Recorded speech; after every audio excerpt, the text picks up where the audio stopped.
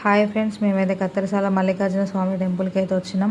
కాళేశ్వరం బైరంగి మళ్ళీ ఈ దేవుని దర్శనం చేసుకుందామని వచ్చినాం. మాకైతే మస్తు అనిపించింది.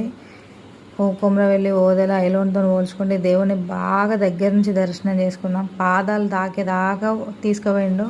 ఆ ఒగ్గైనా కూడా మంచిగా రిసీవ్ చేసుకున్నాడు. పిల్లలను కూడా పాదాలను దాకిపించిండు. అంతా మంచిగా జరుగుతుంది, మళ్ళీ మిమ్మల్ని దేవుడు రప్పించుకుంటాడు ఇక్కడికి అని చెప్పిండు. మాకైతే మస్తు అనిపించింది. దగ్గరికంటే దగ్గరికి మరీ దగ్గర తీసుకుపోయినాం.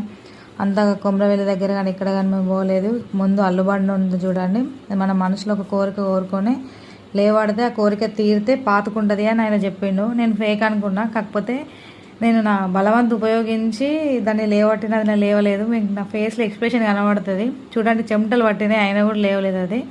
మళ్ళీ ఆ అంకుల్ ఉండి నార్మల్గా ఒకసారి కోరిక కోరుకొని మళ్ళీ ఒకసారి లేవట్రా లేస్తుంది అని చెప్పిండు.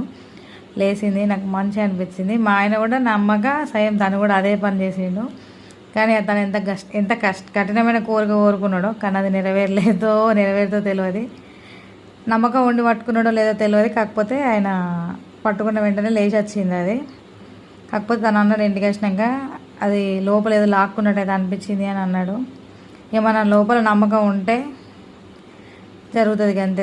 దేవుని కొంతమంది నమ్ముతారు, కొంతమంది నమ్మరు. మేమైతే నమ్మినాం. నాకైతే మంచిగా అనిపించింది. కత్తెరసాల మల్లన్న గుడి ఖచ్చితంగా అందరు దర్శనం చేసుకోవాలి.